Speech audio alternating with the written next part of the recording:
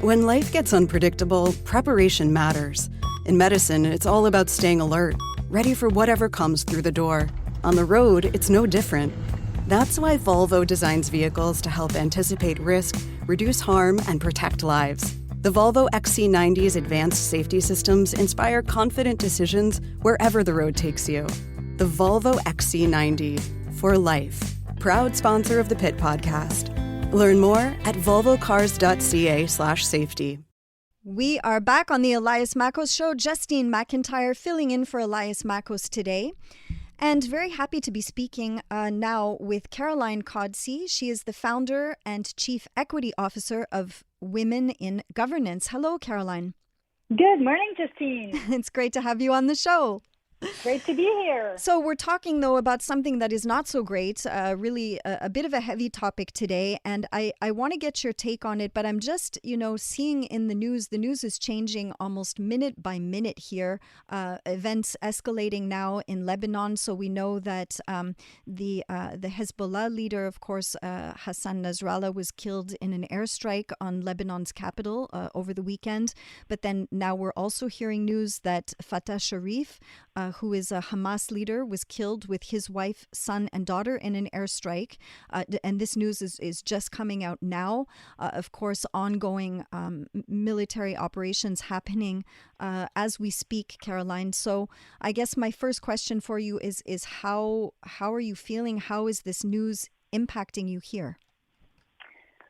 Well, I would say that most of the Lebanese, if not all of the Lebanese community worldwide, is completely taken by, post-trauma syndrome, by huge anxiety and stress. What we're seeing right now is just so much of a repeat of things that we've seen in the past. And to me, it kind of seems to be the synonymous of insanity when you just keep doing the same things and hope for a different outcome. So yeah. I strongly believe that if we're not able to come up with a more durable solution, a more just solution for all, this is just going to keep happening. And with movements like Hamas, like Hezbollah, they, violence almost fuels them. I can see that they're being extremely destabilized and they're weakened. My concern is that there's always more men that are going to come up. There's always going to be new leaders. And we need to get to the root causes of what is causing this turmoil in the region. And that, quite frankly, is just the Palestinian situation. Right. So, there used to be the Palestine Liberation Organization, which caused the invasion of 1978 in the south of Lebanon because the PLO was actually firing rockets from South Lebanon into northern Israel, which is what we see today with Hezbollah. So you cut one head, another one is going to come back, and you can, but while giving Israel every right to defend itself, at the end of the day, if Israel wants to be in peace, it's going to be much easier if they resolve a very, not simple, I can't say simple, but a very clear issue, which is the freedom of the Palestinian people. So I honestly think that if we had more women at the decision-making table and at the negotiation table to say, it's not just about flexing arms and showing power and strength, because Israel is always going to be stronger than any of the Arab countries around it, seeing that, the Western world is very heavily funding Israel. So I think we need to go back to the root causes and say, okay, can we actually ever reach some sort of a peaceful and harmonious life for these countries side by side? Israel, Lebanon, Syria, Egypt, all these countries are always going to be struggling with that situation. So this is my concern, because I hear a lot of my Jewish friends who say, we're finally liberating you from Hezbollah. Yes, we want to be liberated from Hezbollah. Nobody wants to have a foreign power, Iran, on our soil, making our political decisions and controlling our country. That's what's been happening for a long, long time. but we don't want Israel either to be controlling our country. So kicking Hezbollah out, great. But if that is to be replaced by an Israeli occupation, and if that is to be replaced by 1 million people displaced and thousands of people, innocent civilians being killed every day, I cannot applaud that. Of course So not. Yeah. So okay. So there's a lot that's coming up already. First of all, you talk about root causes, Caroline, and root causes are, because we're dealing with a region that has such complex allegiances and such a difficult political situation, such a difficult conflictual religious situation as well.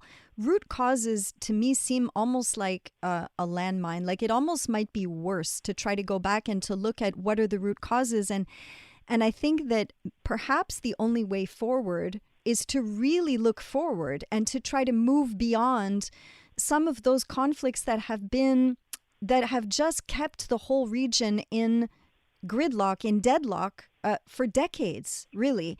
And do you think that there's any chance for that? I mean, is there a way for people to put aside their differences? We see this all the time on social media, right? Like people saying, why can't they just get along? Why can't we put our differences? So root causes is the answer to that, because there is such a complicated history. But, is it possible that we stop going back to the past and stop, let go of those gripes? And do you see a path forward for Lebanon out of that very, very conflictual situation? Look, first of all, I will say this to anyone. If you think you understand Lebanon, it's because it wasn't explained to you properly. Okay? It is probably the most complex situation historically anywhere in the world. And of course, everybody has a hope for peace, for freedom, for mutual respect. We all strive for that. We all dream of living side by side in harmony. And that's a vision that's worth working together, toward. But at the end of the day, if we just say, oh, come on, let's just, leave this behind and look towards the future, I can tell you, Justine, because I know the Arab people enough, and they're all very diverse. The Lebanese, I'm Christian, there's Muslims, there's Shia, there's Sunni, there's Druze, and we don't all think the same. I'm speaking in my name. I'm not speaking on behalf of an entire people, and people are very divided. Even in Lebanon, people fight. Are we pro-Hezbollah? Are we against Hezbollah? Are we pro-Israel? Are we against Israel? Not everybody sees eye to eye, but there is one thing where everyone agrees within Lebanon and within all the Arab world, and that is that justice is the premise of peace. It's a prerequisite. We can't just say, let's move on, it's okay. We can't. And I personally, Justine, my whole life is based on fighting for equity. That's what I do for a living. Yeah. And so it's very difficult for me to say, well, you know what, let's sacrifice an entire population. And let's say it doesn't really matter. Their country was taken. And there's the colonialist rhetoric is a huge issue. If that continues to say, for Israel to feel safe, we need to give parts of Lebanon, the south of Lebanon, the north of Syria. This is not going to sit well with any of the Arab countries. We need to be very clear on what the delineation is. How far can you go? What can we do for everyone to thrive, not one people to thrive while others are suffering? We want everyone to thrive. So I honestly wish I could say, Justine, you know what, let's just shake off all that has happened and move on.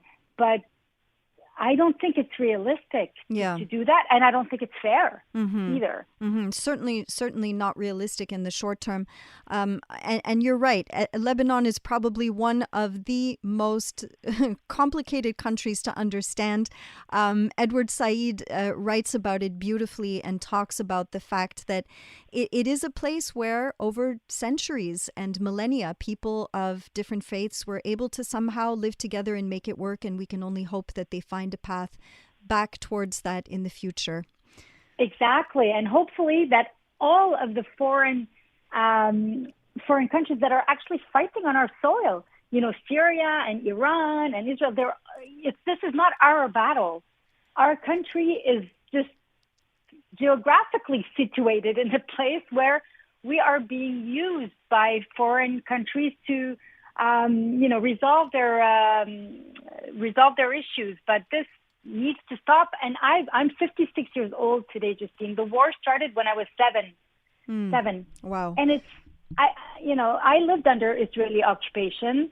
I've left the country. I've come back to the country so many times. We've moved back to Lebanon so many times thinking the war was over. We all had put faith and hope into Bashir Gemayel, the leader of the Lebanese Christian Falangist militia, who had been elected as president. And Israel was for Bashir Gemayel, and the Christian and a lot of Muslims were for Bashir. Most people were for Bashir Gemayel. He got assassinated before he even took power. So it's such a difficult situation to resolve. There's not one leader who emerges that I could tell you, Justine, now we have this or that person and they will make the difference. And right now, we certainly have someone who's got me very concerned, who's Benjamin Netanyahu, who doesn't want the war to stop, Caroline, for a personal agenda. I understand. I need to leave it there. Unfortunately, we need to go. I think the most important thing is that we keep talking on this. Thank you so much for speaking with us today. Thank you for having me, Justine.